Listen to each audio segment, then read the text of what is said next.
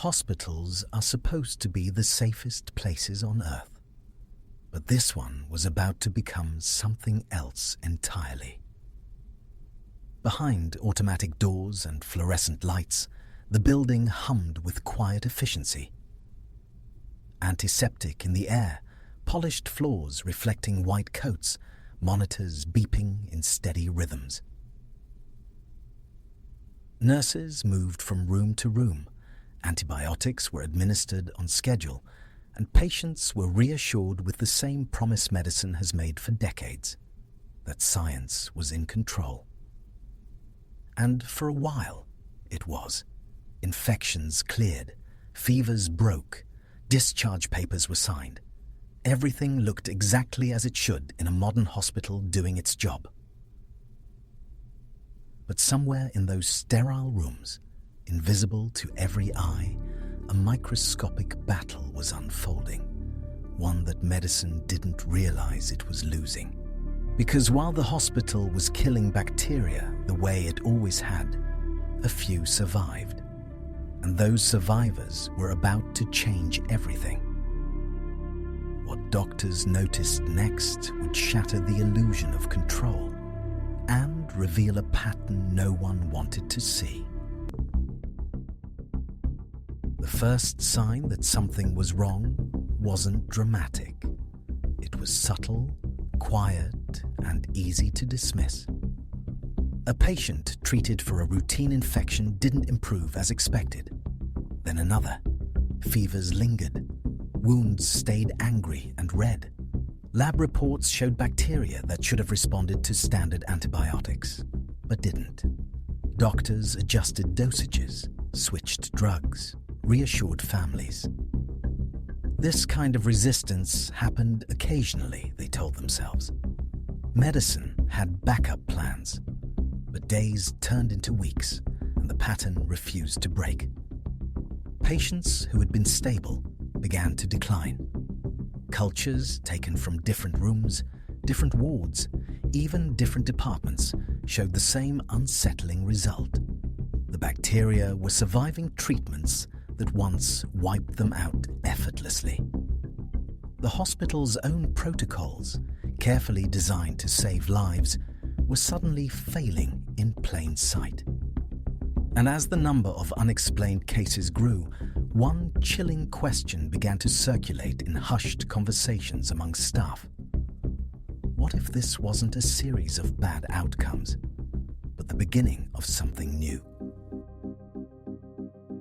The answer would come not from a bedside, but from a laboratory, where the data revealed a truth far more dangerous than anyone expected. The moment the lab results came back, the room went quiet. Under the harsh glow of fluorescent lights, microbiologists stared at petri dishes that didn't make sense. The bacteria growing there weren't just alive. They were thriving, even after exposure to antibiotics that should have destroyed them. Drug after drug was tested, and each time the result was the same: survival, resistance. This wasn't a random mutation in a single patient. Identical resistance patterns were appearing across multiple samples, taken from different wards, different patients, different infections. To the trained eye, it was unmistakable. These bacteria weren't just enduring treatment, they were adapting to it. Evolution wasn't happening over decades or centuries. It was happening inside the hospital in real time. That was the first red flag. Because once bacteria learn how to survive medicine, they don't forget. And the next step in that process was already underway. Ironically, nothing about this outbreak began with negligence. It began with doctors doing everything right. Antibiotics were prescribed quickly and decisively, exactly as modern medicine teaches. Broad-spectrum drugs were used to stay ahead of infection, rooms were disinfected obsessively, and hand hygiene protocols were enforced with near-military precision. Every weak bacterium was wiped out, every obvious threat eliminated. On paper, the hospital was winning. But biology doesn't reward good intentions, it rewards survival. With each round of antibiotics, the weakest bacteria died off, leaving behind only the rare few with natural resistance. Those survivors multiplied, passing their defenses forward, quietly strengthening with every treatment meant to destroy them. The cleaner and more aggressive the hospital became, the harsher the environment, and the tougher the bacteria that emerged from it. What no one realized yet was that medicine hadn't just been fighting an enemy, it had been training one. And the next phase would reveal just how powerful that enemy had become. Every dose of antibiotics became a test, and only the toughest bacteria passed. Inside patients' bodies and on hospital surfaces, a brutal process was unfolding. Antibiotics wiped out millions of bacteria at once, but a handful, by chance alone, carried mutations that let them survive. Those survivors multiplied, sharing their resistance through rapid reproduction, and, in some cases, by swapping genetic material with neighboring bacteria. What began as rare flukes quickly became dominant strains. This was natural selection at high speed.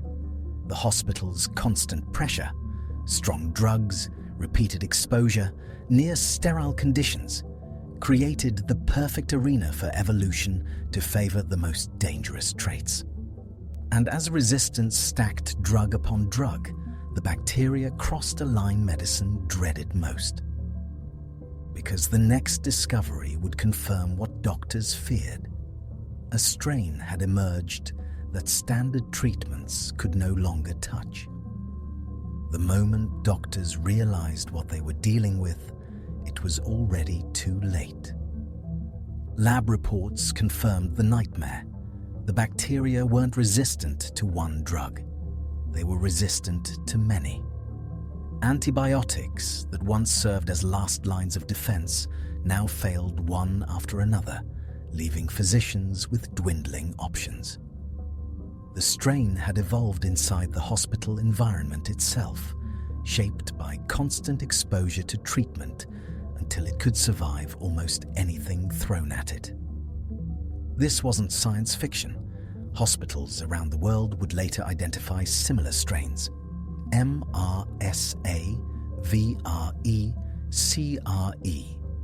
Bacteria, born not from neglect, but from relentless medical pressure.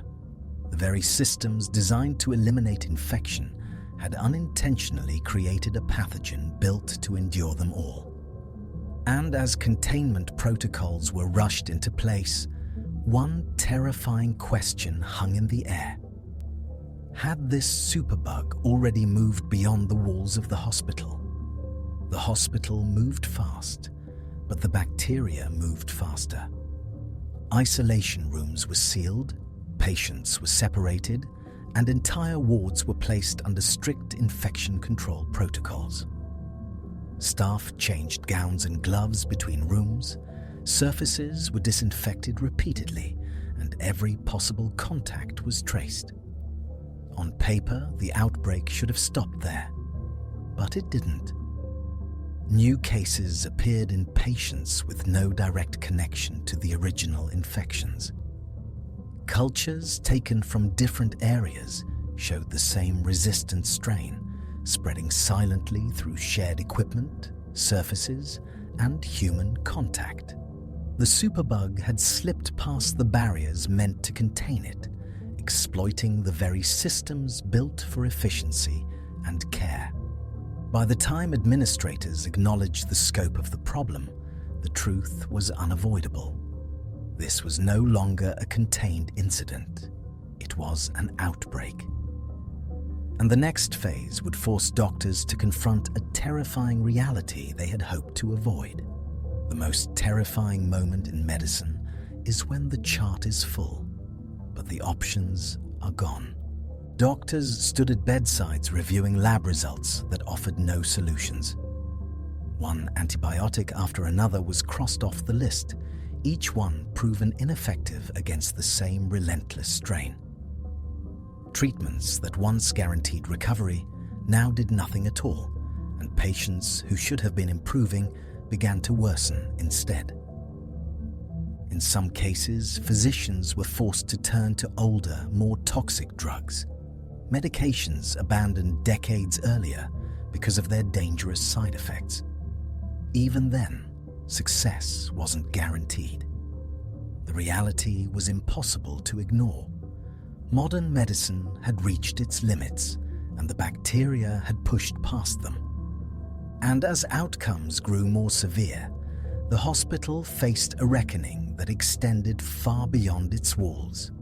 Because what was happening here was about to become a global warning. What happened inside that hospital didn't stay there. It echoed around the world. The outbreak was documented, analyzed, and shared across medical journals and international health networks. Researchers compared genetic fingerprints of resistant bacteria from hospitals on different continents and saw the same pattern emerging again and again. This wasn't an isolated failure. It was a preview of a global threat. Health agencies issued warnings, urging hospitals. The most unsettling truth wasn't that bacteria had evolved. It was why they had. This hospital didn't fail because of neglect or ignorance. It failed because modern medicine was too effective, too aggressive, too confident in its ability to control nature. By eliminating every weak bacterium and leaving only the strongest behind, it had unknowingly accelerated evolution, turning routine treatment into a training ground for resistance. What looked like victory was actually selection. The lesson was sobering and unavoidable. Medicine doesn't exist outside biology. It operates within it. And unless that reality is respected, the very tools designed to save lives can reshape disease into something far more dangerous. Because the next chapter in this story isn't about one hospital. It's about what happens when the same mistake is repeated on a global scale. And if a hospital can accidentally create something more dangerous than disease itself. Wait until you hear about the experiment that made bacteria immune to the strongest drugs humanity has ever invented.